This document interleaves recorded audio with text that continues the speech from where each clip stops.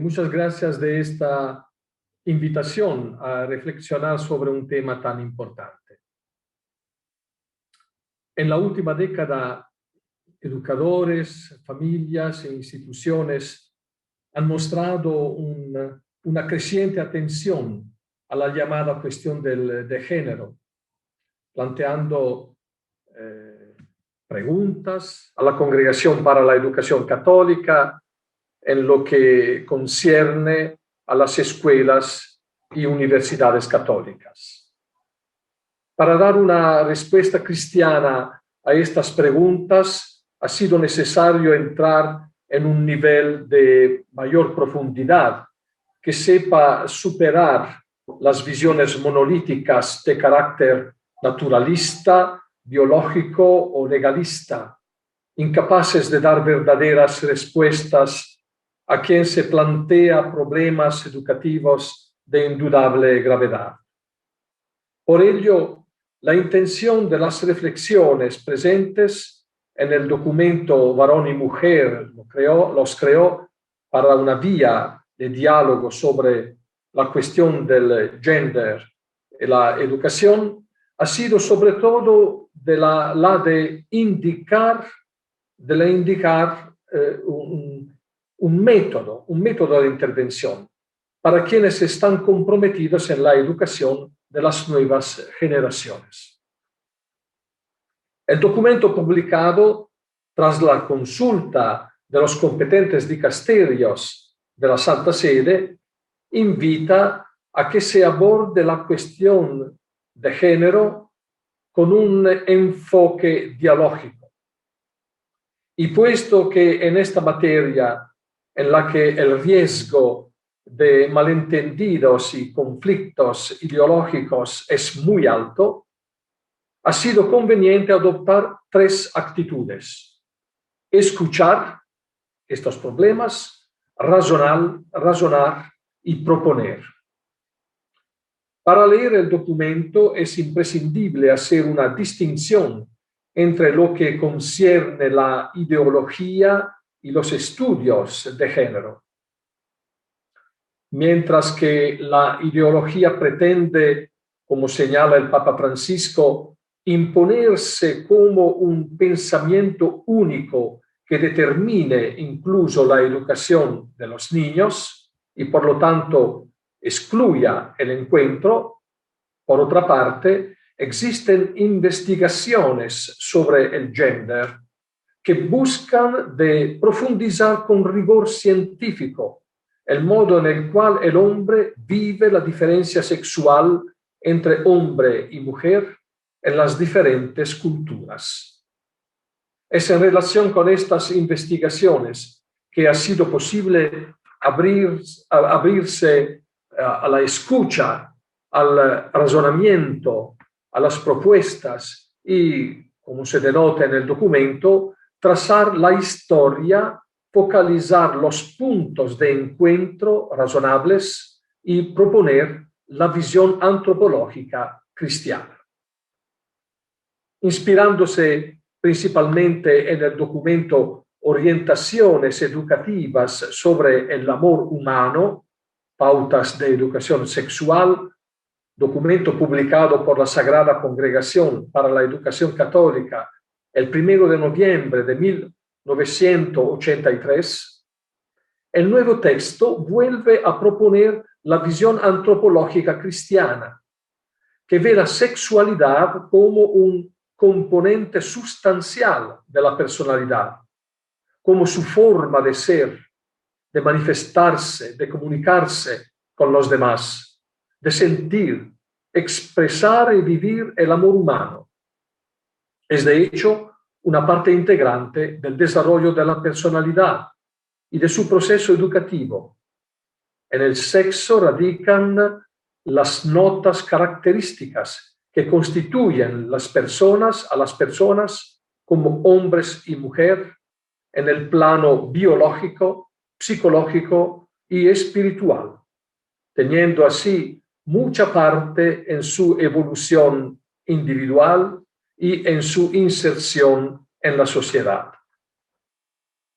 El documento ofrece además claves de lectura desde diferentes puntos de vista disciplinarios.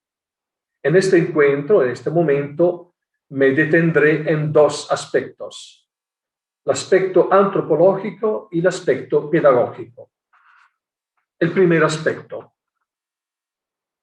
Un estudio profundo de la antropología contemporánea revela que la cuestión gender se refiere a la identidad sexual de los seres humanos en una tensión entre género, gender, y sexo, sex, que hoy llega a teorizar una separación radical entre ellos, con la prioridad del primero, gender, género, sobre el segundo, sex. De esta separación surge la distinción entre diferentes orientaciones sexuales, que no están definidas por la diferencia sexual entre hombre y mujer, sino que pueden tomar otras formas, determinadas únicamente por el individuo radicalmente autónomo.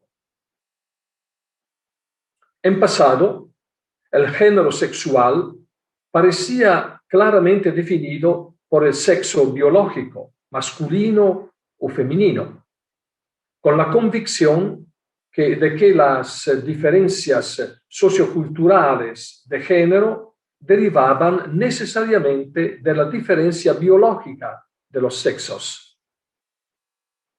La conciencia adquirida como expresión de contemporaneidad sobre la construcción sociocultural del género sexual ha llevado a una crítica de la cultura sexual dominante en la historia, destacando más bien que el género sexual no es un mero dato derivado de la naturaleza biológica, sino una construcción de la cultura social.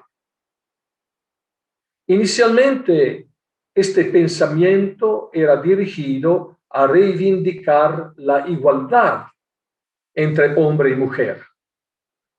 Posteriormente, reivindicó la peculiaridad del género femenino, haciendo una crítica a la cultura predominante. Luego llegó a deconstruir la idea misma de género sexual, presentándola como una imposición a los individuos de una identidad de género y de una orientación sexual, mientras que era una forma que cada individuo debería poder experimentar y escoger por sí mismo. Esta deconstrucción del género sexual, hasta el punto de desvincularlo del sexo biológico, ha inducido naturalmente la disfida ideológica sobre el gender, oponiendo la ideología gender a la que se podría ahora llamar la ideología sex.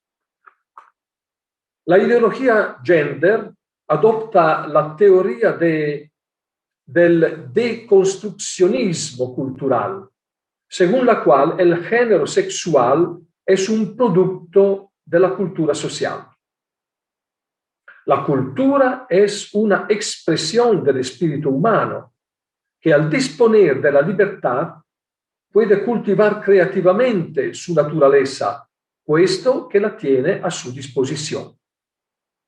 La valorización contemporánea de la libertad individual, hasta el punto de exaltarla, influye obviamente también en la concepción de la cultura sexual, cada vez menos determinada socialmente y más decidida privadamente. Frente a la ideología de género, se levanta la contraria ideología sex, la cual, embarcada en la teoría del esencialismo natural, considera que el género sexual es dado por la naturaleza biológica. Y puesto que la naturaleza precede a la cultura, el espíritu humano está invitado a reconocer a su género sexual a partir y sin separarse de su sexo biológico y sin apartarse de él en el tiempo. No obstante, las dos ideologías, sex y gender, sean diametralmente opuestas, tienen en común el mismo defecto ideológico. Ambas simplifican indebidamente la realidad del género sexual, reduciéndolo a una sola variable. En este sentido, son negativamente definibles como ideologías, ya que limitan la realidad a una idea incompleta e insuficiente para señalarla en su totalidad. La ideología de género, al concentrarse en la cultura social, pierde de vista el dato de la naturaleza biológica. Por el contrario, la ideología del sexo, al insistir en el dato de la naturaleza biológica, olvida la aportación de la cultura social. Ni una ni otra son radicalmente erróneas, ya que ambas reclaman una exigencia imprescindible para la comprensión del género sexual. Ambas, sin embargo, se equivocan al negar la petición de la otra ideología, considerando suficiente la comprensión del género por la sola propia instancia, ya sea cultural o natural. El defecto de las dos ideologías ya es evidente a la luz de los primeros pronunciamientos de la Iglesia sobre la cuestión de género. Inmediatamente después de la introducción del término gender en el ámbito diplomático, en la Cuarta Conferencia Mundial sobre la Mujer, promovido por la ONU en Pekín en 1995, la Iglesia intervino a nivel diplomático, aclarando su propia interpretación del término gender. El pronunciamiento descartó en primer lugar el defecto de la ideología de género, que no tiene debidamente en cuenta la naturaleza biológica del género sexual. Voy a citar lo que ha dicho la Santa Sede sobre esto en el 95. La Santa Sede entiende el término género como fundado sobre una identidad biológica sexual, hombre y mujer. La Santa Sede excluye así las interpretaciones dudosas basadas en concepciones muy difundidas que afirman que la identidad sexual puede adaptarse indefinidamente para ajustarse a nuevos y diferentes fines. Fin de citación. A la exclusión de la ideología gender sigue inmediatamente en el mismo texto la de la ideología sex. Dice el texto: asimismo, la Santa Sede no comparte la noción del determinismo biológico, según la cual todas las funciones y relaciones de los dos sexos se establecen en un modelo único y estático. Fin de citación.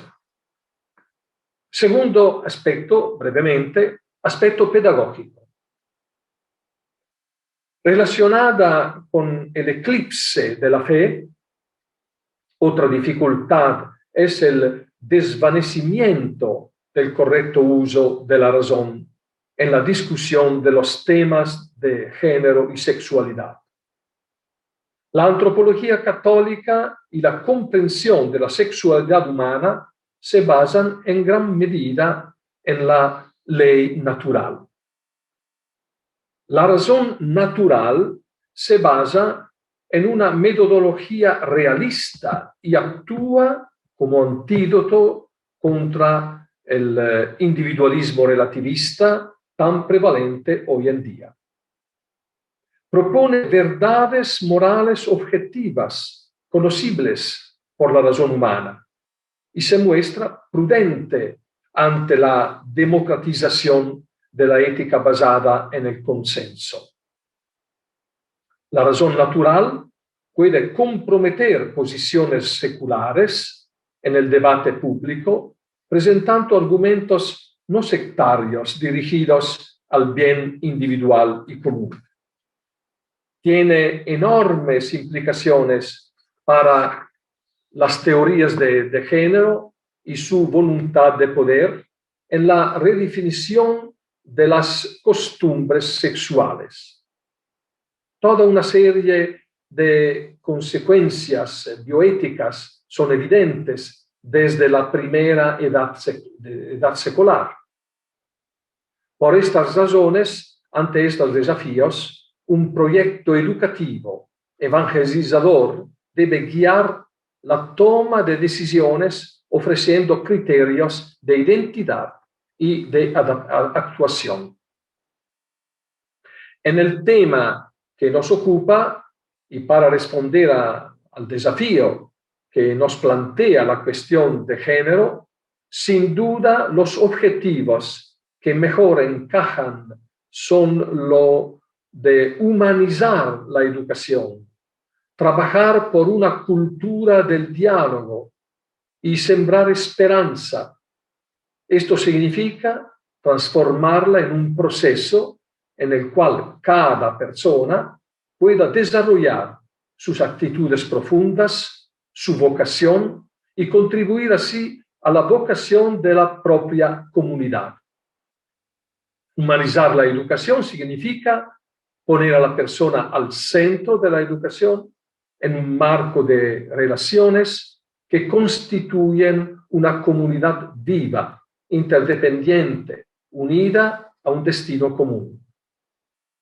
Humanizar la educación nos conduce a una escuela comprometida en la formación integral de la persona, acogiéndola en su diversidad personal, social, cultural o religiosa, y trascendiendo miradas reduccionistas. Nuestras escuelas han de ser espacios abiertos y seguros, donde se eduque en el reconocimiento, el respeto y valorización de la dignidad de cada persona, en el descubrimiento y desarrollo de las propias capacidades y virtudes, deseos y sueños, y en dar un sentido vocacional a la vida. A la luz de este gran cuadro de fe, no solo las familias y los demás educadores, sino también los niños, los adolescentes, los jóvenes, descubren el valor religioso de su existencia y de su sexualidad, el valor religioso de su persona en su corporeidad y espiritualidad, el valor religioso del sentimiento de amor, que en el recto obrar se convierte en virtud cristiana de la caridad, abierta tanto en la dirección esponsal como en la dirección totalmente consagrada al servicio del reino de Dios. Muchas gracias. Gracias por la invitación. Y en primer lugar, quiero decir que cuando salió el documento Varón y Mujer los creó, que me pareció muy oportuno, también por el título que lleva, lo estudié con bastante profundidad y hice un estudio exhaustivo y reconozco que no es fácil explicar a fondo estas cuestiones. Eso ha sido un gran esfuerzo y es un documento a agradecer porque los educadores sensatos y los padres de familia necesitan un respaldo, que me parece que ese documento respalda el esfuerzo que se está haciendo en esa difícil tarea que tienen que acometer. como mi profesión es profundizar antropológicamente en las cuestiones, había pensado 5 puntos para esta sesión de hoy de profundización antropológica. Una, justamente las dificultades para tratar de la cuestión del gender. Desde hace tiempo se echa en falta una nueva síntesis antropológica que no es posible improvisar. La filosofía lleva siglos sin aportar nada nuevo en ontología. Incluso había perdido importantes descubrimientos del pasado solamente recientemente recuperados. Y sin ontología, la humanidad sigue avanzando sin poder fundamentar sus inmensos avances científicos y culturales. Sin ontología no es posible desarrollar una renovada cultura de la identidad, como propone el Papa Francisco. Nos faltan, y hay que reconocerlo, herramientas conceptuales para elaborar esa nueva síntesis antropológica, para renovar el lenguaje, las expresiones, cara a una nueva evangelización, que una de sus características, decía Juan Pablo II, que tenía que ser nueva en su expresión. Bien, pues este sería el primer punto, que simplemente es constatar algo que todos sabemos, ¿no? La dificultad que nos encontramos para tratar la cuestión del gender. El segundo punto es cultura versus naturaleza, género versus sexo. En el fondo, esto ya se ha dicho en la primera ponencia, tal y como lo explica el documento, pero yo querría hacer una profundización antropológica, ¿no? La noción de género es indudablemente un avance antropológico que permite conocer cuestiones anteriormente que pasaban invisibles, ¿no? Como son las relaciones varón-mujer pues en la cultura, en el desarrollo social, en sus aportaciones propias. Es un avance llamado justamente a profundizar en la diferencia sexuada. Pero es un avance como lo fue en su momento la creación del término cultura para enriquecer el término naturaleza. Es obvio que la naturaleza humana, a diferencia de la del cosmos, que está enclasada en leyes y siempre es igual, tiene una gran capacidad de crecimiento y por eso, entre otras cosas, ese crecimiento se plasma culturalmente.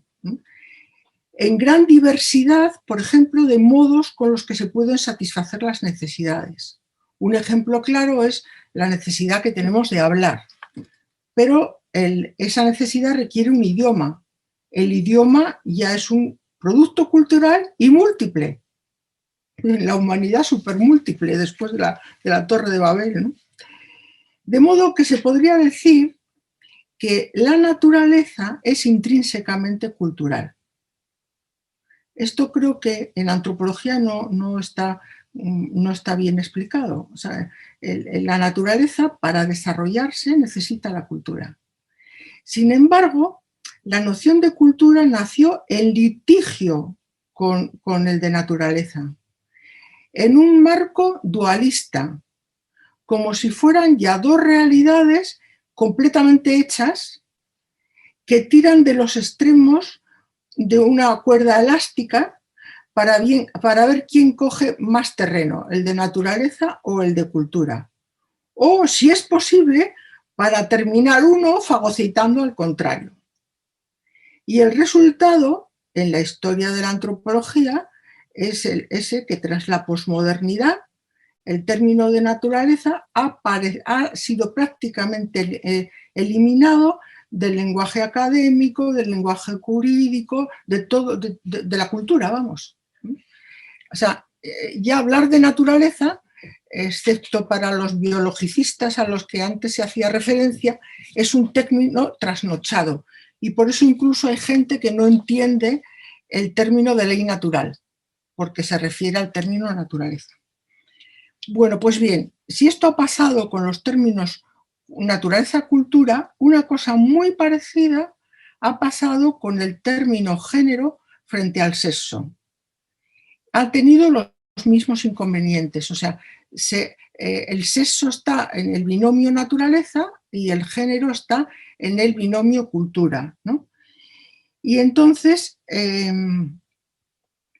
bueno, pues no solamente se han separado el sexo por un lado y el género por otro, dando lugar, como nos han dicho, a dos ideologías, sino que uno de ellos, el género, pretende eliminar al sexo porque los biologicistas son, digamos, unos núcleos muy, muy pequeñitos, comparando con lo que el género quiere avanzar culturalmente en todos los sitios, ¿no? Entonces, también se ha explicado antes que se quiere convertir el género en una noción hegemónica y única para designar la identidad, basándose además en una concepción arbitraria de la libertad. Judith Butler, que es una de las más representantes del posfeminismo de género, ella confiesa que sus escritos son oscuros y que no entiende muy bien por qué son tan leídos. Y dice, quizá he pensado que es porque a la gente le gusta oír que todo es posible.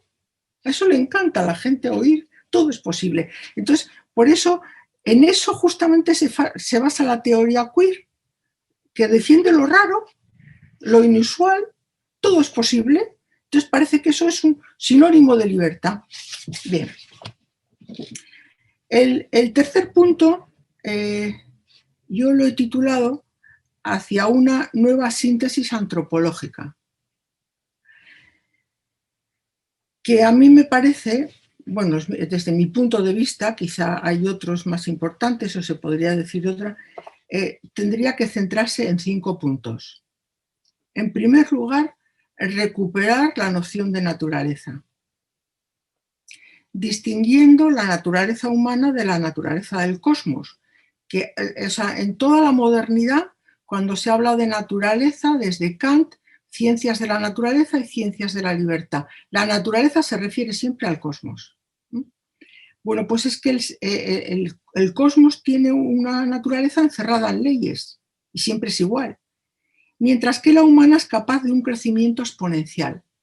Entonces, distinguir naturaleza humana de naturaleza del cosmos. Y hay que recuperar la noción de naturaleza para incluirla adecuadamente dentro de la antropología.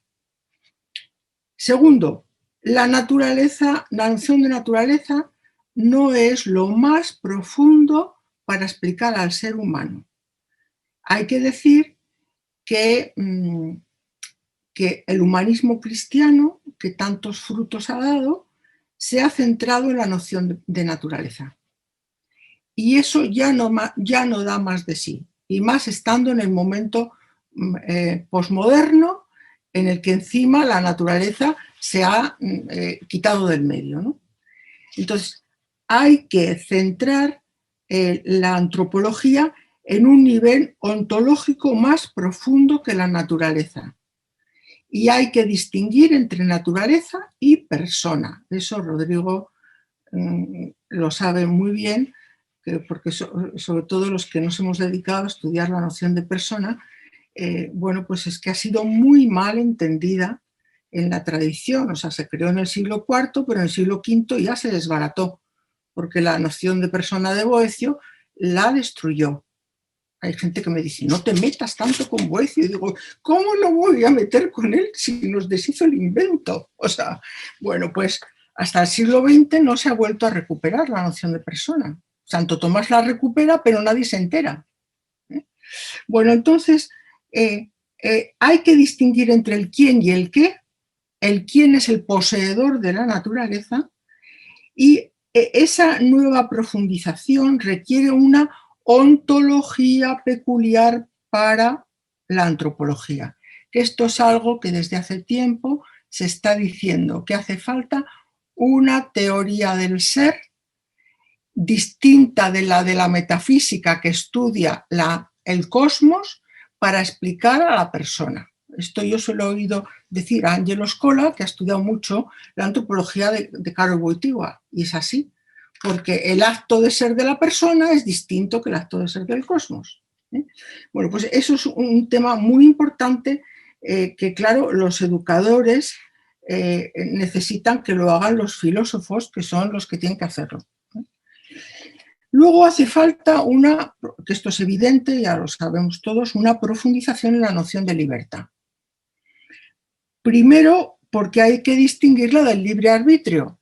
Toda la tradición humanista cristiana ha hablado del libre arbitrio, pero la libertad no solamente está en la dimensión operativa, sino que tiene una dimensión más profunda, ontológica. Y el hombre es libre y por eso actúa con libertad. Operari sequitur esse, que lo decían los clásicos, ¿no? Entonces, hay que poner la libertad en el orden del ser, que eso es una tarea que ya han hecho algunos autores, pero está sin terminar. La libertad, por otra parte, una libertad que no sea arbitraria, que esté en el deseo de cada cual sin tener en cuenta la verdad del hombre y la verdad de la persona, y que una libertad que reconozca que el cuerpo es expresión de la persona y la psique, que es muy importante porque el hombre no solamente es biología y cultura, también la naturaleza humana es psicosomática. Todo el nivel psíquico de aspiraciones humanas pertenece a la naturaleza humana y a su desarrollo esencial, ¿no? Un cuarto punto de la nueva síntesis antropológica es la importancia de la relación en antropología y en concreto de la relación esponsal.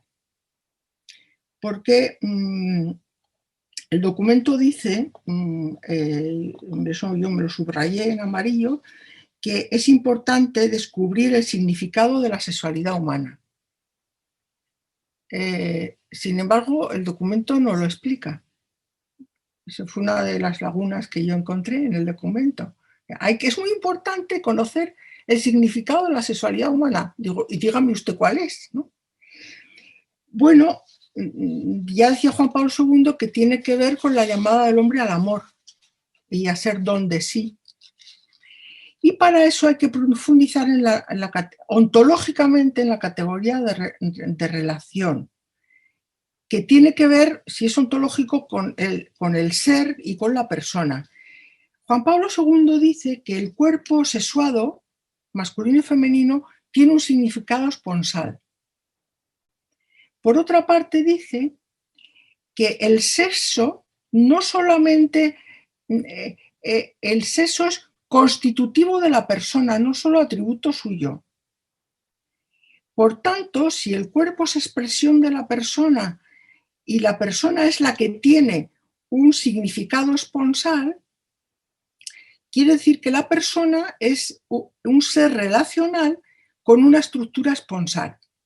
Pero aquí tenemos un problema, que no se ha hecho en la tradición ni ahora un desarrollo antropológico propio de la relación esponsal. A veces se confunde con conyugal. Juan Pablo II las distingue. Esponsal es la vocación al celibato y es nupcial porque hay compromiso. Entonces, nos hace falta, y es una tarea pendiente, un desarrollo antropológico de la relación esponsal. ¿Dónde está el significado de la sexualidad?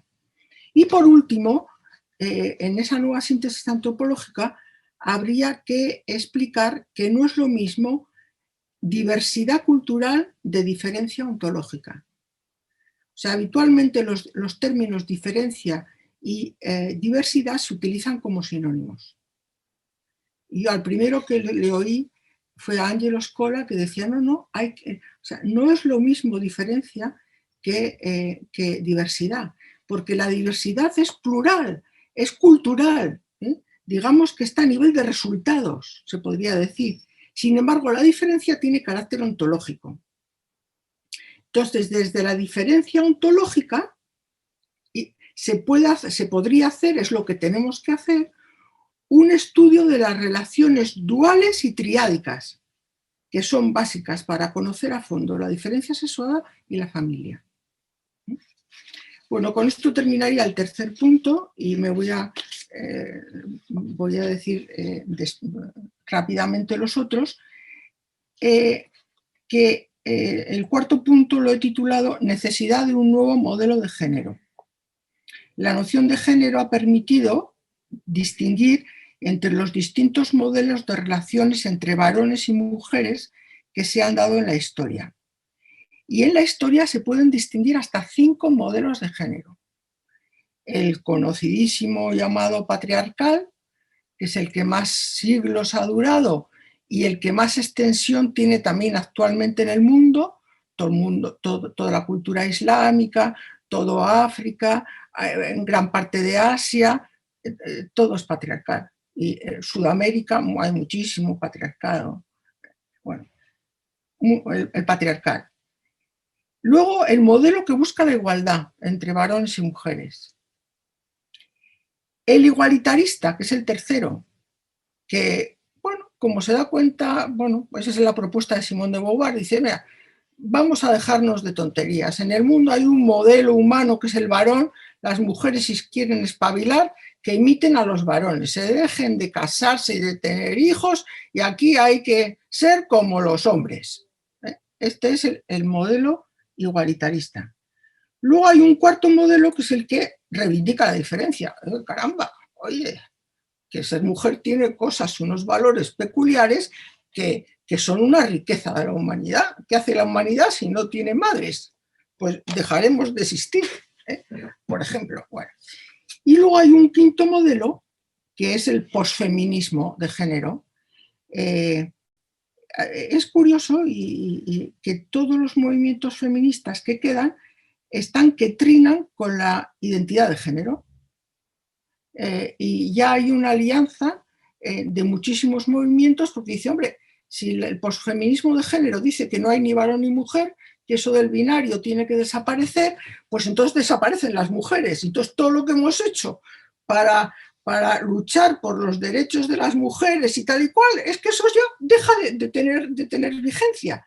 Entonces dicen que van a ir a matar con el tema de la identidad de género. Digo, bueno, pues vamos a ver, aquí vamos a encontrar, se va a poner el ambiente un poco, es decir, que no somos, o sea, que el feminismo tiene su sentido común muy de aprovechar, ¿no? Y luego, pues bien, como conclusión de este punto es que tanto en la teoría como en la práctica es necesario desarrollar un nuevo modelo de género que defienda simultáneamente igualdad y diferencia. Eso a mí me dicen mis colegas de filosofía del lenguaje y que eso va en contra de la gramática, porque una realidad no puede ser igual y diferente en lo mismo. Y yo le digo, pues mira, quiere decir que la gramática no puede explicar la diferencia sexual porque somos iguales y distintos en lo mismo, en la corporeidad, en la psicología, en la dimensión espiritual, en el modo de amar, somos iguales y distintos en todo. Dice, eso va en contra de la gramática y del diccionario y del no sé qué. Digo, pues mira, lo siento, quiere decir que ni la lógica ni la gramática tienen capacidad para descubrir esta diferencia. Vale. Y luego, igualdad y diferencia tienen que estar los dos a la vez. Claro, dice Angelo Scola que esto solamente se podrá explicar desde la Trinidad de Dios, porque es donde hay igualdad y diferencia. Entonces, quizá la imagen de Dios en el hombre es el camino que nos va a llevar a poder explicar lo que parece hoy en día inexplicable. Y luego, pues, igualdad y diferencia, y luego participación conjunta y complementaria de varones y mujeres, tanto en el ámbito público como en el ámbito privado. Esto el Papa lo dice con una claridad que es como de aplaudir, porque hay que ir a una familia con padre y a una cultura con madre, que es lo que no ha habido en el pasado. La familia ha sido fatherless y la cultura motherless, y hay que hacer las dos cosas a la vez. Y luego, por último, el último punto que quería decir es que nos hacen falta para la vía de diálogo con el gender nuevos acrósticos. Y me explico. Es que,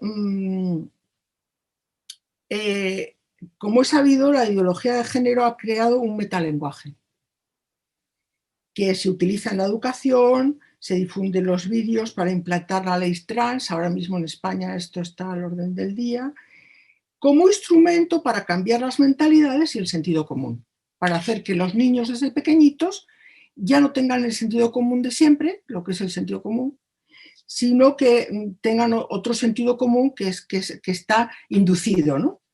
Entonces, por ejemplo, hubo un psiquiatra alemán que ya hace tiempo inventó ser varón cis o mujer cis si su identidad reconocida correspondía con su estructura biológica. Pues ahora, ser cis, pues es ser varón o mujer, pero también puede ser bisexual. Entonces ya hay un batiburrillo impresionante. Entonces se utiliza la palabra trans, como sabemos, pues para cambiar de identidad de género sin ningún problema. La seguridad social te paga las operaciones transgénero y ya sin problema, ¿no? No es una enfermedad, pero te lo tiene que pagar y además no hace falta que lo sepan los padres, etcétera, etcétera, todo este barullo que hay, ¿no? Pues bien, dicho metalenguaje no solo confunde, sino que deja sin recursos a quienes defienden el sentido común y les deja carentes de palabras con garra, no solo para defenderse de la invasión que padecen, sino para poder expresarse con rotundidad lo que reconocen como verdadero. Hay niños que dicen, mira, es que me están diciendo esto, ¿yo qué les digo? ¿Por qué no sé qué contestar? Por eso, para establecer una comunicación y una vía de diálogo en un trasfondo de respeto, algunos educadores ven la necesidad de crear un nuevo lenguaje que exprese la verdad de la sexualidad y de la familia. Así proponen dar otro contenido, por ejemplo, al término trans. Sí, yo también soy trans, pero soy transversal y trascendental, porque la sexualidad es transversal, está en el espíritu, está en la psique, está en el cuerpo, y además soy transversal, pero además sin incoherencia, sin saltos, ¿no? Y luego están creando nuevos acrósticos, así como palabras cortitas que parecen que no tienen significado, pero que tienen. Por ejemplo, el acróstico MUVA, lo quieren proponer, que significa la primera sílaba de mujer y la primera sílaba de varón. MUVA, en coidentidad. O sea, yo soy MUVA, yo soy cis, bisexual, yo soy MUVA. ¿Y eso qué quiere decir? Pues que me doy cuenta de que yo que soy mujer, si no existe el varón, no sé quién soy. Somos en coidentidad. Por ejemplo, la palabra MUVA. O el término FABICO, que significa familia binaria y complementaria.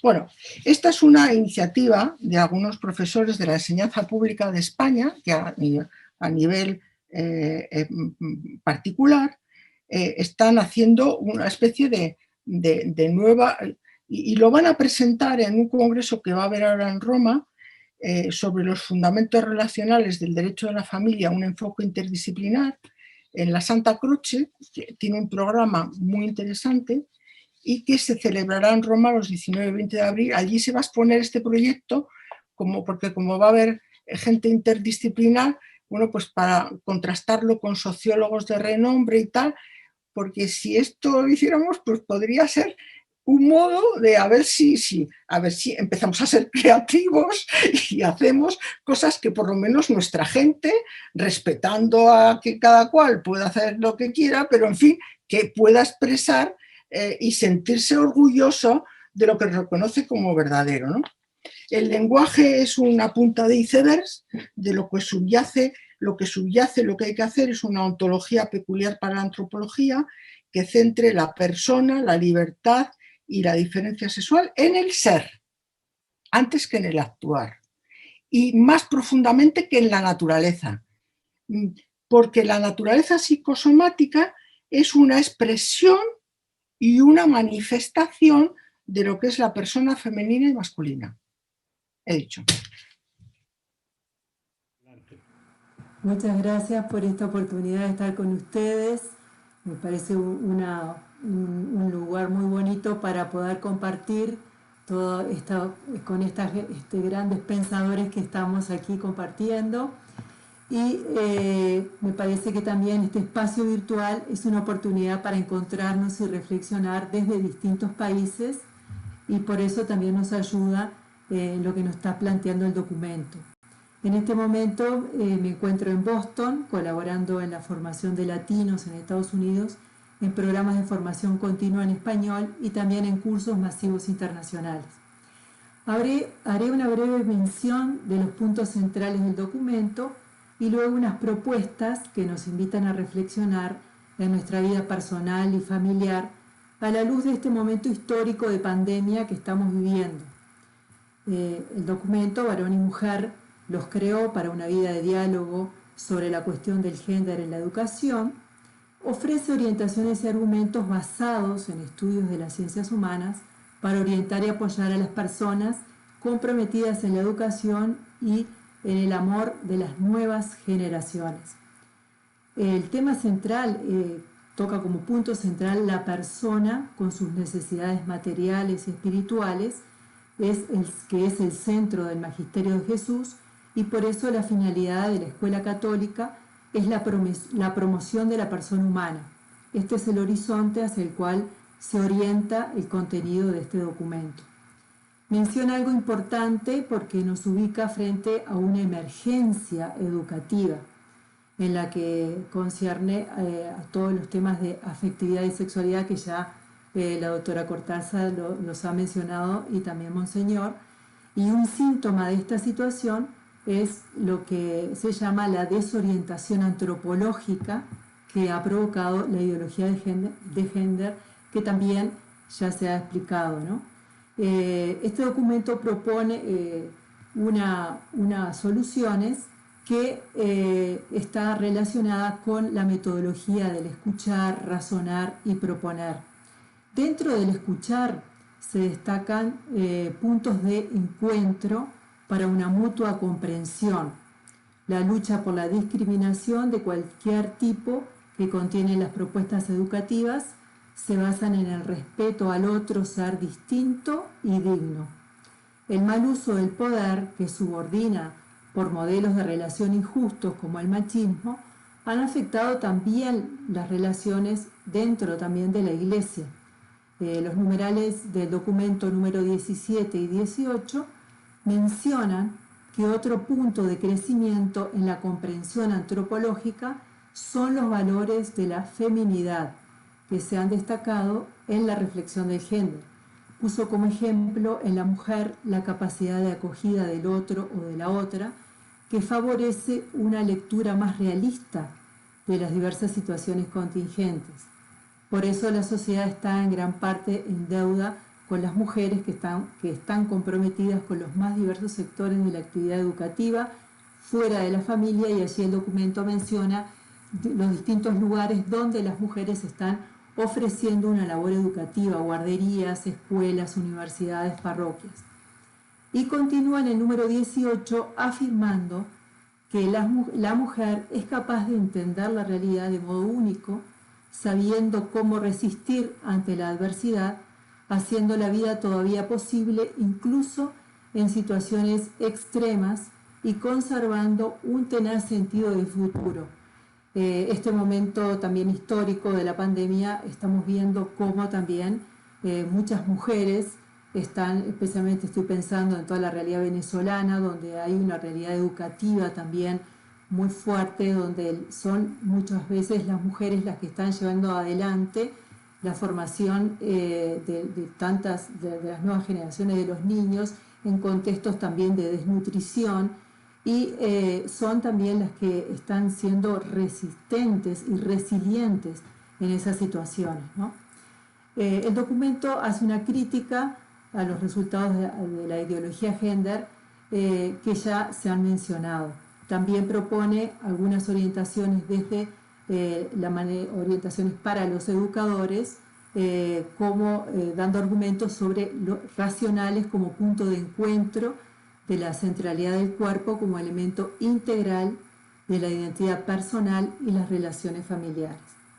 Dentro de las propuestas, y en este punto destaco algunos aspectos del documento y algunas reflexiones personales que nos invitan a humanizar la educación, destacando el enfoque dialógico, teniendo en cuenta este momento histórico que estamos viviendo.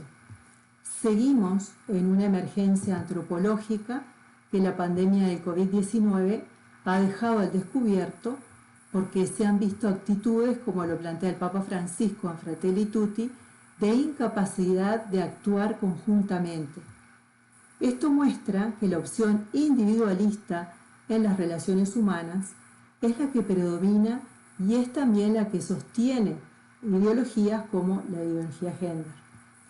La base antropológica dentro de la propuesta cristiana es reconocer que el ser humano posee una naturaleza que debe respetar y no manipular.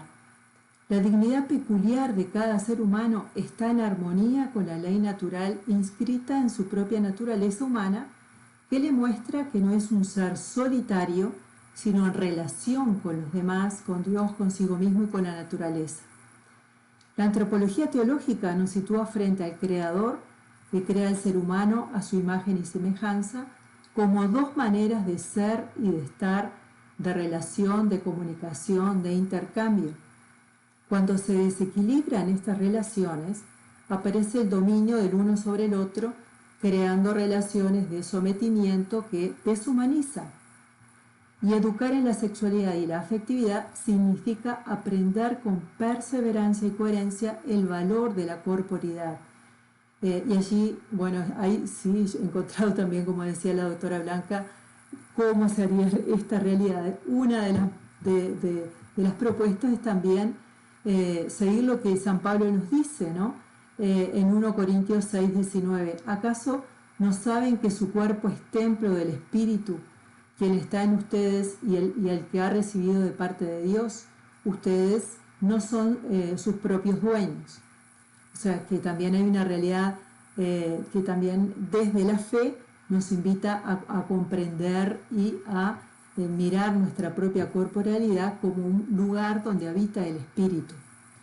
La pandemia nos muestra algunas oportunidades donde nosotros podemos utilizarlas y podemos aprovechar para educar, por ejemplo, en la gratuidad, en una sociedad individualista que propone relaciones mercantilistas y utilitaristas. El hecho de respirar cuando un virus nos amenaza con no poder hacerlo es algo que nos parece natural. Quizás no le damos importancia, este hecho nos indica que la vida late en nosotros y que estamos vivos aquí y ahora, y este don que se nos ha dado y que disfrutamos de él, como si pudiéramos agregar un minuto más de nuestra vida. Y es importante darnos cuenta de este milagro que está aconteciendo aquí y ahora. Me viene a la memoria el segundo libro de los Macabeos, en el capítulo 7, versículos 22 y 23, cuando aquella madre, viendo morir en un solo día a sus 7 hijos, les animaba diciendo en su lengua materna: no sé cómo aparecieron ustedes en mis entrañas, no fui yo quien les dio la vida y aliento, ni quien organizó su cuerpo. Es el Creador del mundo que hizo todas las cosas, quien forma al hombre desde el primer momento. Él en su misericordia les devolverá la vida y el aliento, pues ustedes, por las leyes de Dios, no piensan en ustedes mismos. Este es un ejemplo extremo que nos lleva a reflexionar sobre el don de la vida, reconociendo a Dios como el creador y dador de vida. Cuando valoramos nuestra vida, podemos cuidar y valorar la vida de otros. Y transmitir estas vivencias tiene mucho más poder que repetir ideologías que con el tiempo son insostenibles.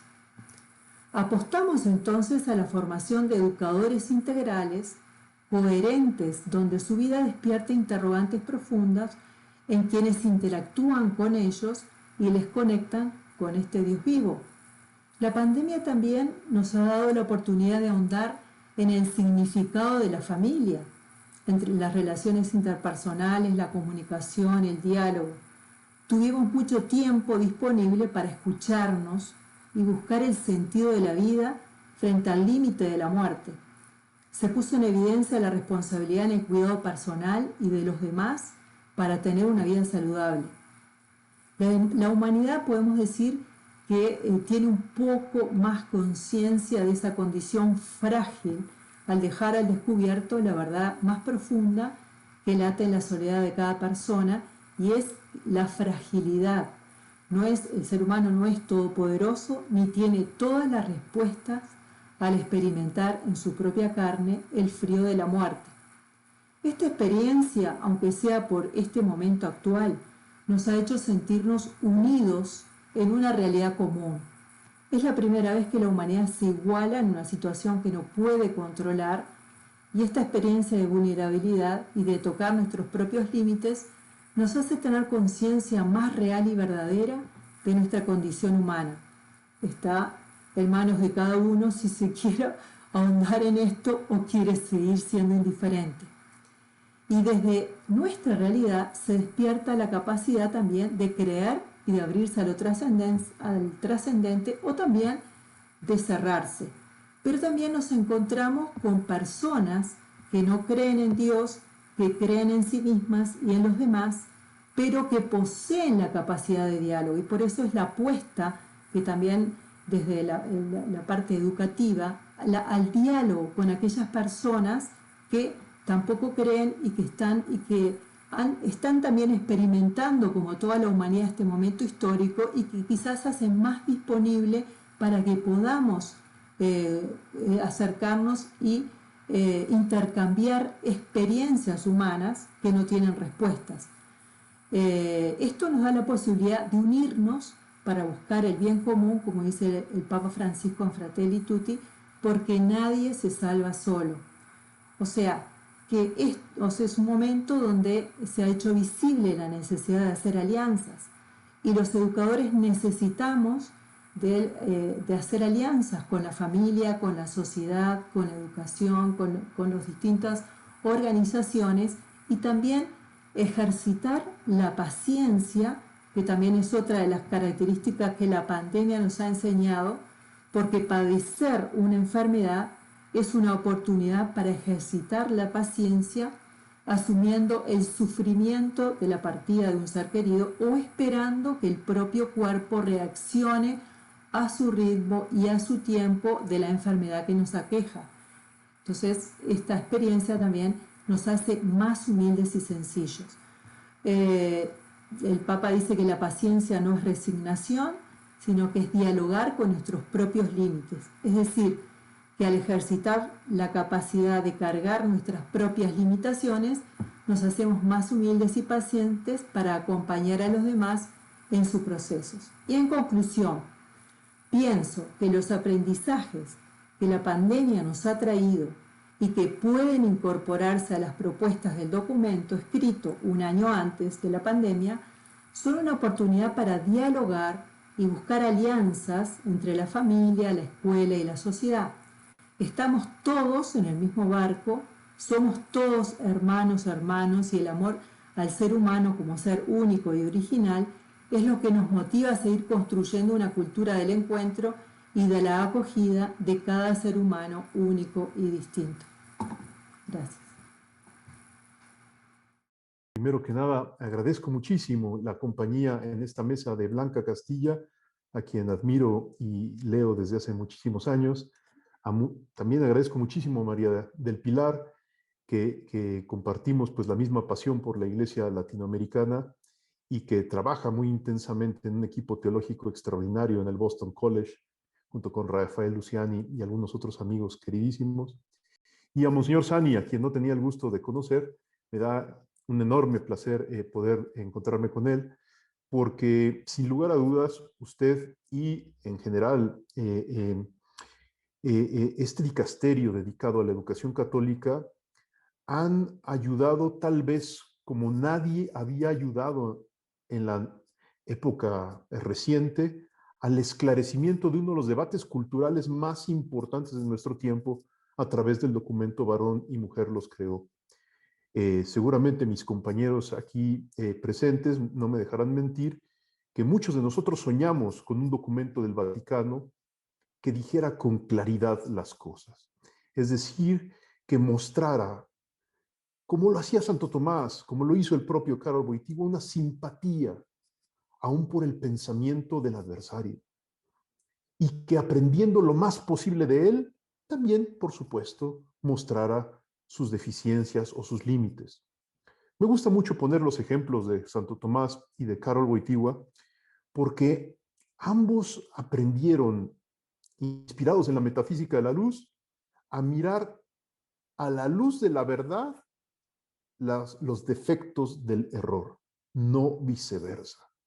Cuando uno utiliza como criterio hermenéutico para comprender cualquier cosa la dimensión negativa de la realidad, el error, la maldad, dado que el error y la maldad no iluminan, uno termina combatiendo sin aprender nada, denunciando sin afirmar nada y en el fondo sosteniendo una posición reaccionaria. ¿Cuántas veces los cristianos hemos caído en esta trampa? Hoy, gracias al documento Varón y Mujer, nos creó, la Iglesia nos regala una herramienta para superar cualquier posición reaccionaria sobre sexualidad y sobre género. Ya algunas cosas que yo tenía aquí anotadas ya han sido comentadas y algunas las obviaré, otras simplemente las ampliaré. ¿Qué cosas nos regala fundamentalmente el documento? Primero que nada, desde las primeras líneas, en el número 4, una afirmación valiente y clara de que la sexualidad es un modo de ser. Toda la teoría que se había articulado a lo largo de largos siglos, no solo por Santo Tomás, sino por muchos otros autores, respecto de que la sexualidad es un accidente, de que la sexualidad es un atributo posterior, por así decirlo, que llega o que emerge, pero de manera secundaria, a lo constitutivo, a lo auténticamente constitutivo de la persona, pues quedó superada con Juan Pablo II. Sin embargo, fue muy poco asimilada culturalmente al interior de la Iglesia. Entonces, una primera cosa que hay que agradecer al documento es que se afirma que ser varón o ser mujer es una dimensión constitutiva de la persona, no una dimensión consecutiva. ¿Por qué es importante esto? Porque ahí, a renglón seguido, en el mismísimo parágrafo número 4, a la luz de esta convicción, se afirma algo impresionante, impresionante, sobre todo para quienes estamos en el debate de las teorías de género contemporáneas. Impresionante también para los sectores más conservadores en la Iglesia que a veces lo olvidan. El documento nos dice, en el sexo radican las notas características que constituyen a las personas como hombres y mujeres en el plano biológico, psicológico y espiritual.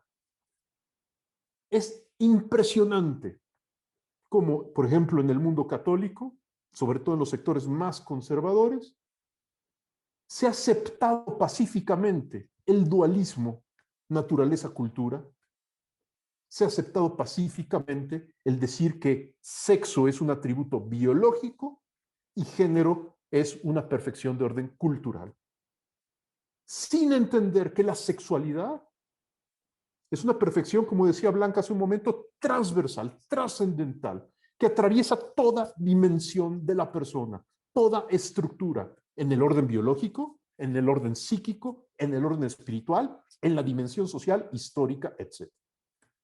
Por lo tanto, el documento nos regala una primera herramienta crítica para no hacer afirmaciones de corte naturalista, y más aún, que incurren en falacia naturalista. ¿Cuántas veces algunos sectores han querido defender, por ejemplo, el matrimonio heterosexual y monogámico, diciendo que lo que queremos es biología, no ideología, e insinuando implícitamente que de las inclinaciones espontáneas de tipo biológico se derivan normas morales absolutas? Esto es gravísimo. Esto se denomina falacia naturalista. Los filósofos sabemos muy bien que es falacia. ¿Por qué? Porque de dos premisas meramente descriptivas no se puede obtener jamás una conclusión prescriptiva. De puras evidencias y descripciones en el orden de lo general, tales y como las que nos ofrece la ciencia de la biología, no se pueden derivar de manera inmediata y como en un salto mortal normas morales. Las fuentes de la normatividad son otras, no las inclinaciones biológicas, sino la verdad que la razón práctica descubre y que se vuelve normativa para la vida. Y de esa manera uno encuentra alguna brújula para educar su propia vida afectiva y sexual. Un segundo regalo que nos hace el documento, y que es muy importante, es que, lo voy a contar como lo vivimos nosotros en el CISAF aquí en México. En el año 95 comenzamos a publicar una serie de estudios afirmando fuerte que el ser varón o ser mujer es una perfección que procede del alma espiritual, no del cuerpo, que el cuerpo recibe el factor estructurante del alma y de esa manera se configura como sexuado. Y a partir de ahí empezamos a elaborar una teoría que creímos o creemos de corte personalista sobre la identidad sexual y eventualmente sobre las cuestiones de género. Sin embargo, muy rápidamente empezamos a decir que había que hacer una triple distinción.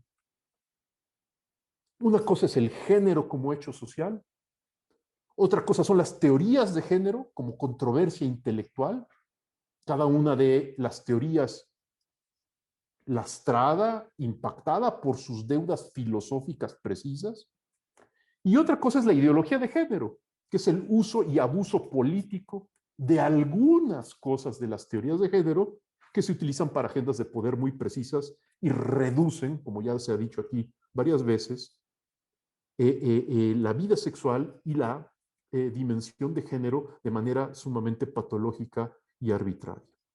Por esta triple distinción, fuimos como institución castigados severísimamente por tirios y por troyanos.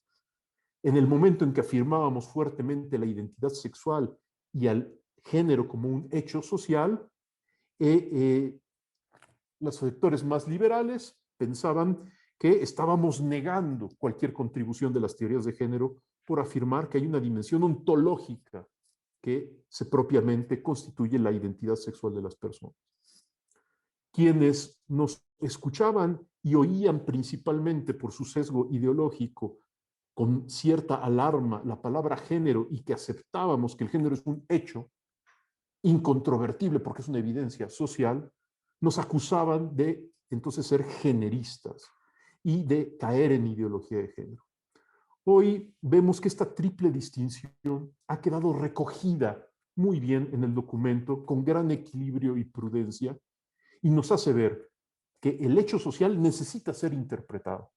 La controversia de las interpretaciones requiere ser profundizada y hay que entrar en diálogo con ella, al modo como la Iglesia siempre ha entrado en diálogo en todas las grandes controversias intelectuales en el orden filosófico, teológico o sociocultural en su historia, que es con gran respeto y con gran pasión por reconocer la verdad en donde se encuentre. Tomás de Aquino solía decir, veritas a quocumque dicatur a Espíritu Santo est. La verdad, dígala quien la diga, procede del Espíritu Santo. Y con esa pasión hay que reconocer también que existe un uso y un abuso manipulador y perverso que podemos llamar ideología de género. Pero creo que el documento nos hace un regalo todavía mayor en este punto. porque nos brinda los elementos para entender que la ideología de género tiene dos raíces. No solamente la raíz que podemos llamar liberal, de aquellos que intentan sofocar la identidad sexual a través del género, esta digestión de lo sexual desde el género que termina eclipsando cualquier dimensión ontológica de la sexualidad radicada en la persona, sino que también es ideología de género la posición ultraconservadora que afirma que solamente existe identidad sexual y que el género no existe, o que el género es algo, una especie de categoría ya de suyo intrínsecamente perversa. La ideología de género es cualquier malinterpretación del sistema sexo-género. Tomás de Aquino, Karol Wojtyła y muchos otros autores nos han ayudado a entender esto que ya ahorita Blanca mencionaba de manera apretada, pero muy acertada, que el ser humano es por naturaleza cultural. Y que el ser humano real es persona, es decir, es un sujeto singular que realiza de manera singularísima su naturaleza y proyecta en lenguaje, en costumbre, en rol social, en cultura, su vida sexual de múltiples maneras, algunas afortunadas, algunas desafortunadas. Así las cosas, el documento es potencialmente más rico, creo, que lo que cualquiera se pueda imaginar. Y lo único que sí tengo que decir aquí públicamente es que lamento que no sea suficientemente conocido, estudiado, comentado, analizado por arriba y por abajo, tanto en lo que dice como en lo y que está implícito en el documento. Porque el documento nos permite discernir con prudencia todo lo verdadero, bueno y bello que haya en las teorías de género y denunciar con valor que existen algunos abusos en algunas afirmaciones que en el fondo, entrañan un cierto pensamiento único, entrañan una cierta unidimensionalidad. En otras palabras, entrañan censura. La realidad es pluridimensional, tiene muchos aspectos y merece ser reconocida en la totalidad de sus factores. En la medida en que aprendamos a no censurar la realidad en la totalidad de sus factores, no solamente podremos tener teorías pertinentes a nivel académico, sino principalmente propuestas educativas y culturales que realmente respondan a la condición real de las personas y de las familias.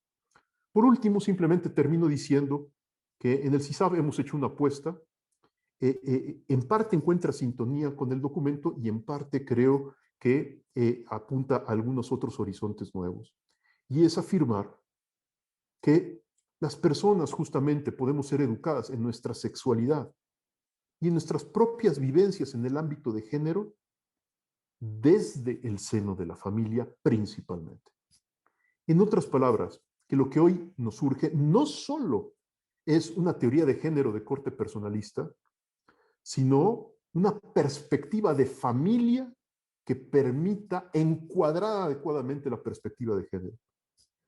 No es la perspectiva de género la que nos ayuda a descifrar los misterios de la familia, sino es la perspectiva de familia la que nos permite ubicar el aporte adecuado de las teorías de género y de la propia perspectiva de género, ya como categoría, por ejemplo, para el análisis social o para el diseño de política pública. La perspectiva de familia, ¿qué es? Es justamente reconocer que la persona, por supuesto, tiene identidad sexual y género, pero que vive su modo de ser natural como persona, se da en un conjunto de solidaridades elementales que llamamos familia, en donde la contribución del matrimonio heterosexual indiscutiblemente es muy importante, como todavía, gracias a Dios, algunas corrientes psicoanalíticas siguen reconociendo su aporte.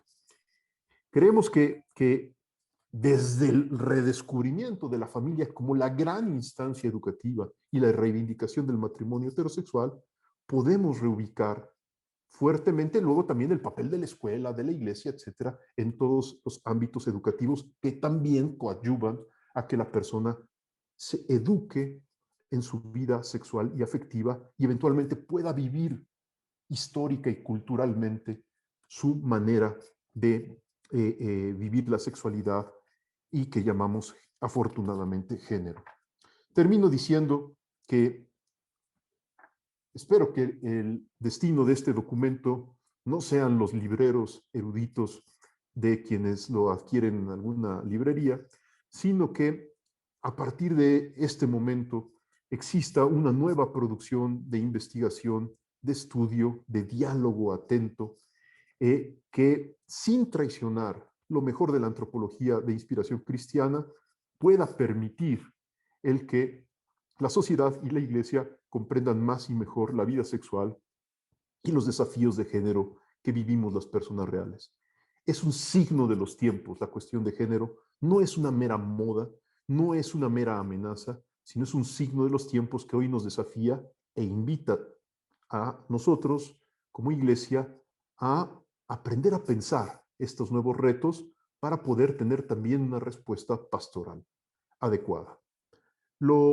Solo lo asumido es redimido y los temas sobre el sistema sexo-género no son la excepción. En la medida en que sean abrazadas por nuestra abrazo pastoral y también por la diaconía que podemos hacer con la inteligencia para poner nuestra razón al servicio de la verdad y de la iglesia, el servicio que pueda hacer nuestra reflexión en estos terrenos, pues es imprescindible para que podamos tener siempre una propuesta creíble que nos permita afirmar verdades perennes de siempre sobre la sexualidad y el matrimonio, pero con una nueva sensibilidad pertinente al momento histórico y cultural que estamos viviendo en la sociedad y en la iglesia de nuestro tiempo.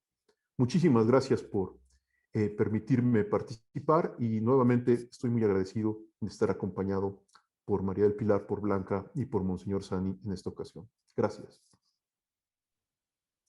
Muchas gracias, Rodrigo. Pasaríamos directamente a la sesión de preguntas de parte del público. Algunas serán abiertas, otras son dirigidas directamente a algunos de los ponentes y a partir de sus respuestas, que les suplico hacerlas muy concretas, podrán también expresar sus consideraciones respecto a las intervenciones de los demás panelistas.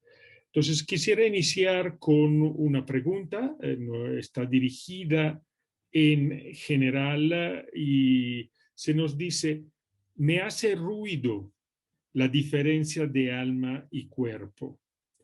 Parecería que el alma es sexuada, así como se formula la pregunta. Si gustan, simplemente hacen un ademán y prenden sus micrófonos para que yo les pueda dar la palabra. Rodrigo Guerra levanta la mano y también la doctora Blanca, o vi mal, también Monseñor Ángelo. Entonces iniciamos con Rodrigo, la doctora Blanca y Monseñor Ángelo. Por favor, Rodrigo. Sí, esta es una pregunta muy buena. No es fácil responderla brevemente. La respondo de manera muy esquemáticamente. Lo sexuado es la persona. La persona es la sexuada. El alma es el factor sexuante y el cuerpo es el factor sexuable. Lo que realmente existe es la unidad sustancial cuerpo-alma. En otras palabras, lo real que yo tengo delante de mí cuando te veo, cuando te toco, cuando te abrazo, es el cuerpo viviente que brota su vida desde el alma espiritual y activa, estructura y organiza y da unidad sistémica al cuerpo organizado. Así las cosas, entonces, no hay dualismo entre alma y cuerpo. En cierto sentido, por usar un lenguaje muy contemporáneo, la posición clásica de tipo cristiano es la de ser monistas, no materialistas, con dualismo de propiedades. ¿Esto qué significa? Unidad sustancial, reconociendo que hay propiedades materiales y espirituales en simultáneo en la persona y que justamente esta unidad, entre otras muchas cosas, explica el que tal persona es varón y el que tal persona es mujer.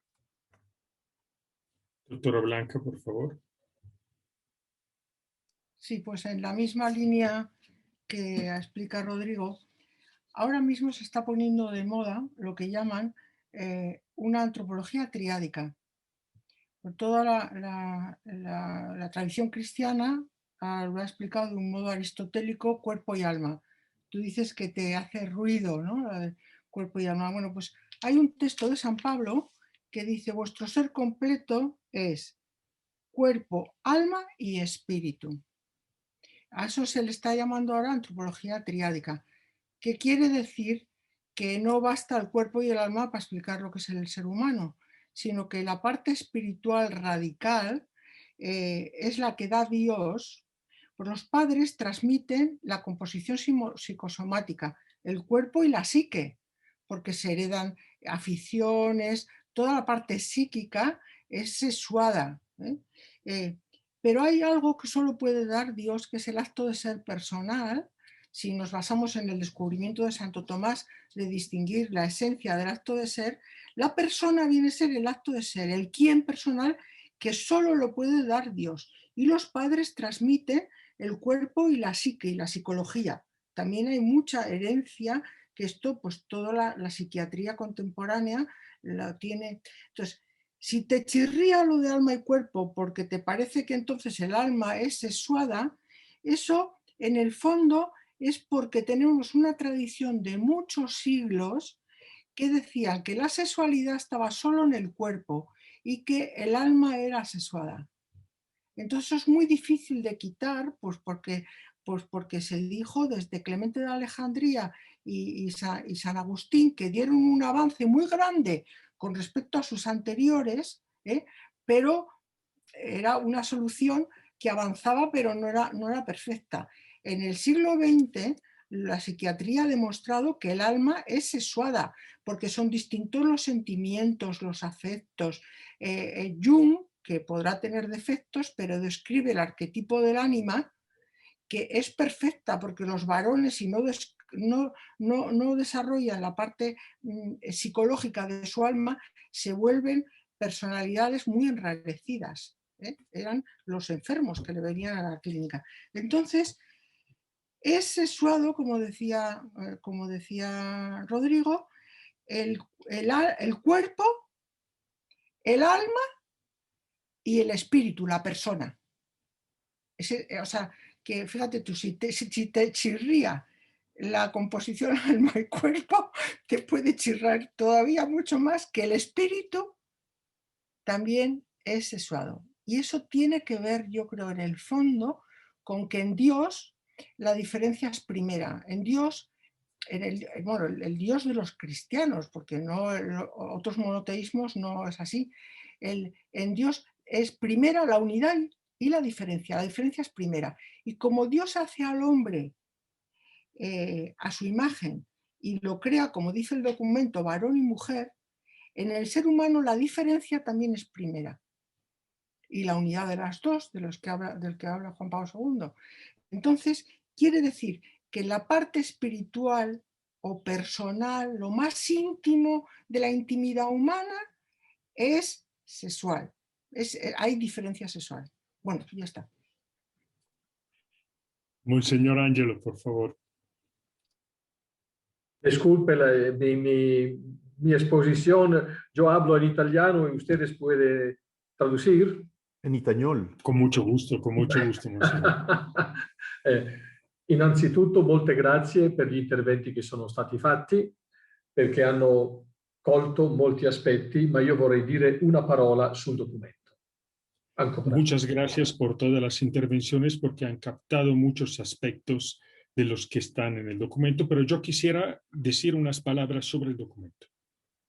Da quello che è emerso, sembra che il documento sia lo schema di un lavoro che dovrebbe essere molto più sviluppato. Por lo que ha surgido, pareciera que el documento debería ser el esquema de un trabajo mucho más amplio que hay que desarrollar. Non solo sembra, ma è così. No solo parece, sino que así es. E dico questo perché quando noi abbiamo avuto la pressione molto forte dalle scuole cattoliche del mondo, dalle università cattoliche del mondo di trattare questo argomento, noi abbiamo dovuto fare una cosa semplice, essenziale e rispondente al problema di questo momento.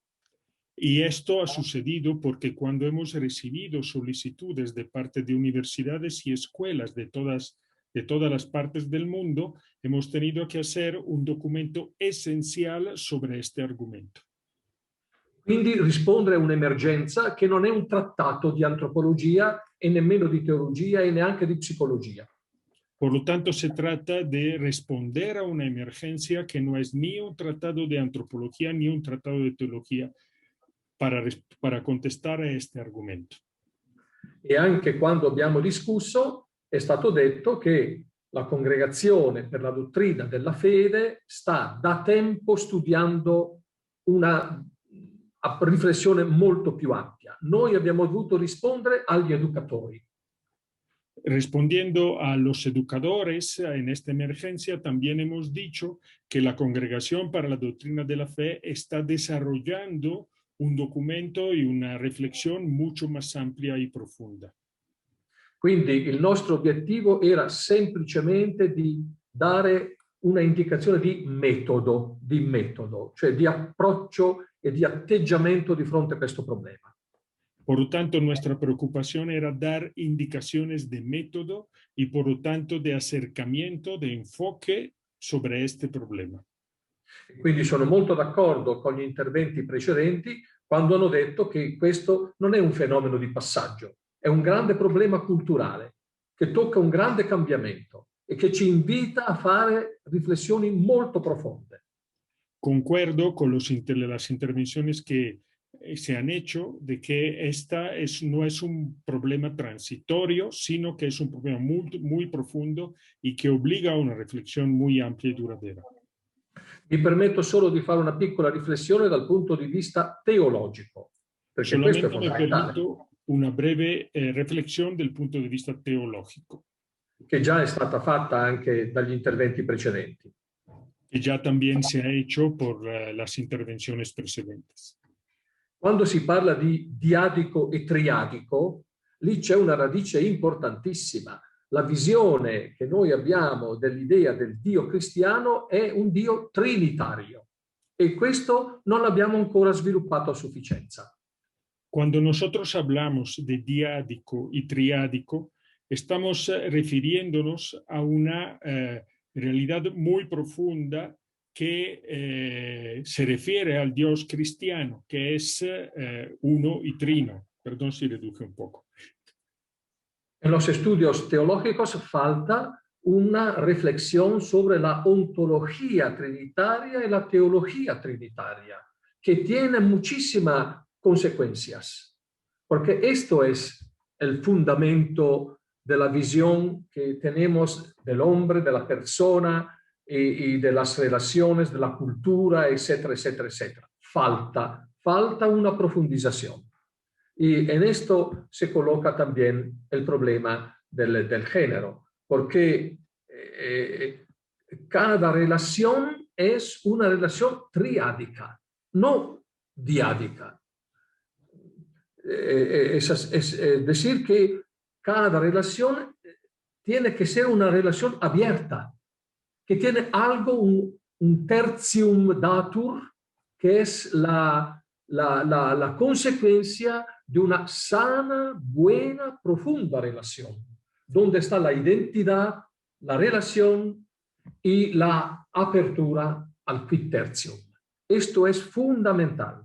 Y la cuestión del género se inscribe en esta visión, que hay que ser profundizada. Muchas gracias también por asumir la traducción de sí mismo.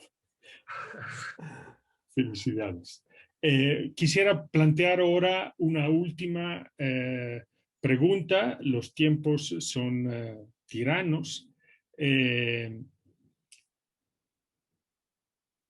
Hay una pregunta que es dirigida a la doctora Blanca, sin embargo creo que puede ser interesante también como momento conclusivo. Desearía que la doctora Blanca Castilla hiciera referencia a consecuencias prácticas de la educación relativas a la denominada esponsalidad de la persona en sus distintos ámbitos, físico, psíquico y espiritual.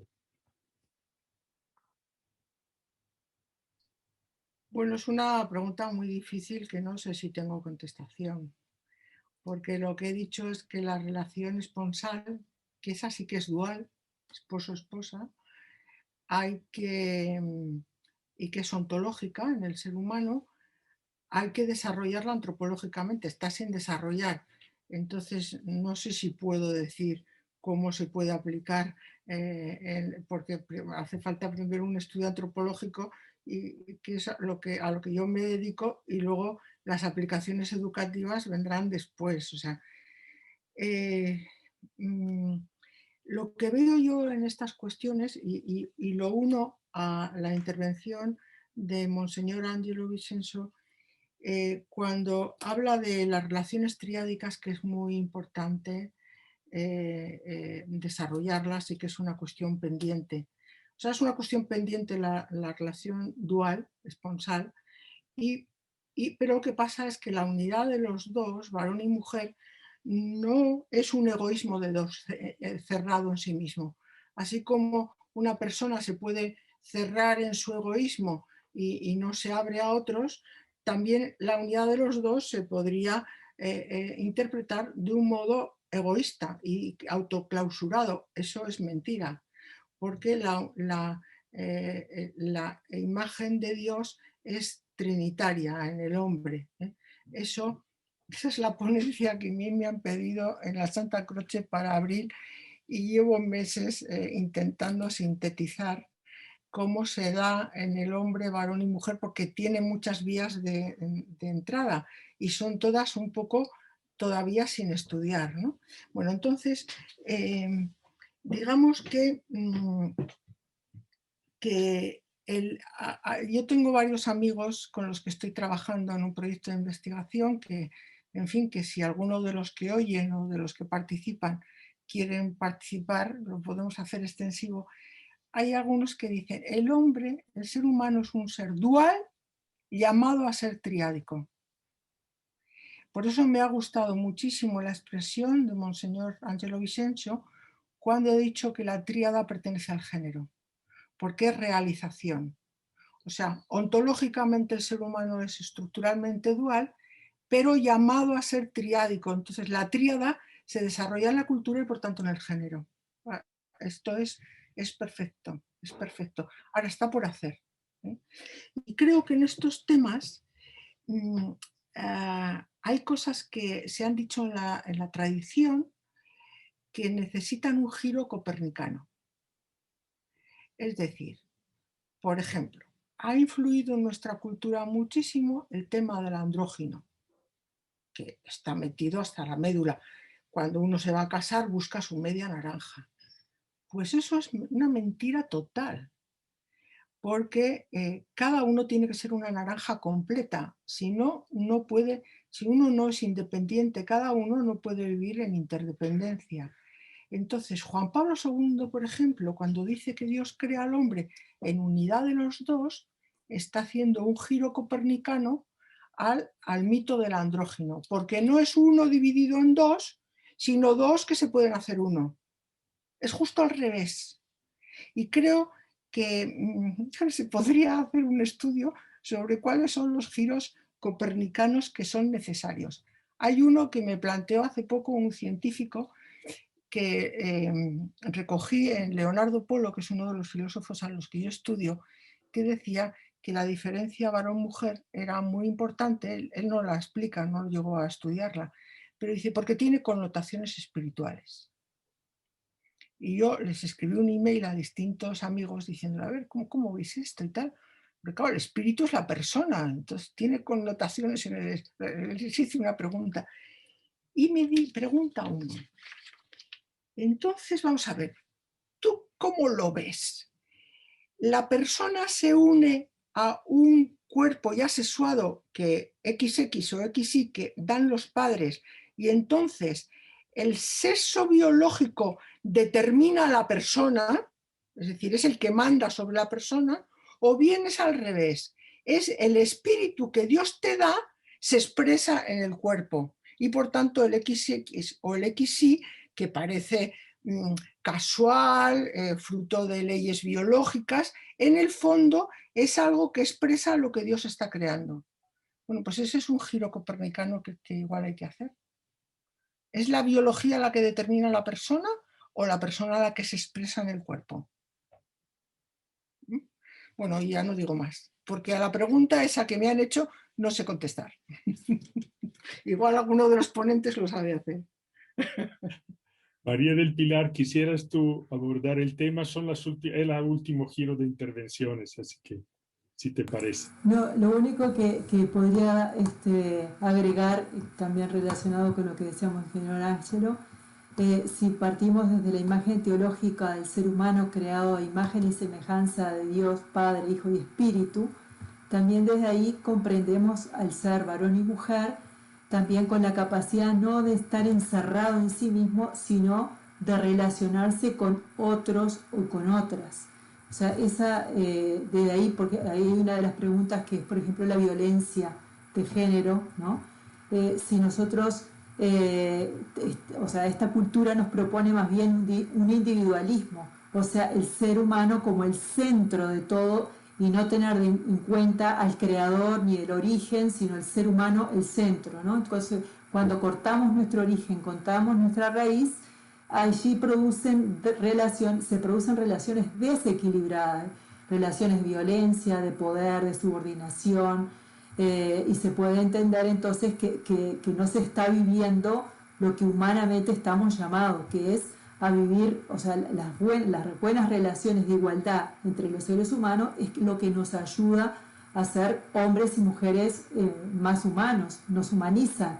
Cuando sometemos a uno o sometemos al otro, ese tipo de relación nos deshumaniza. Entonces yo creo que ahí es un poco la base de lo que se puede seguir profundizando de las causas también dentro de los conflictos que suceden en las familias, en las relaciones interpersonales, que también están relacionados con modelos culturales que se van transmitiendo, ¿no?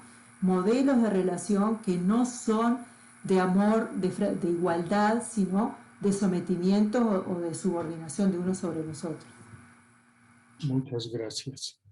No sé si hay otros que quieran intervenir.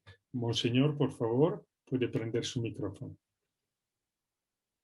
Para subrayar la conexión entre el discurso de esta noche, de estos días, con el pacto educativo global. El Papa ha lanzado el pacto educativo global y Benedicto XVI hablaba muchísimo de la emergencia educativa. Papa Francisco habla de la concretización de respuestas a la emergencia educativa, y esto del género es uno de los problemas. Ma el Papa ha hablado también de la catástrofe educativa, y estamos dentro de la catástrofe educativa. Y la educación es una respuesta. Y cada relación es triádica, cada relación, no solo la sexual, pero también la relación educativa es triádica.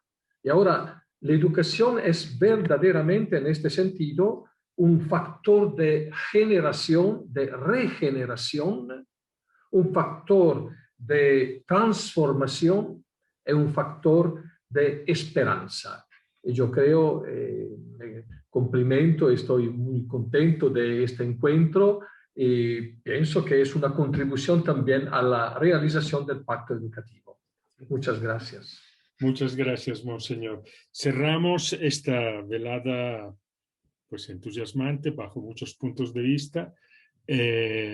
Nosotros en el CISAR queremos como comunidad abierta también profundizar en la construcción de un pacto educativo que es el eje fundante de una sociabilidad más justa, buena, abierta y fraterna. Muchas gracias a todos.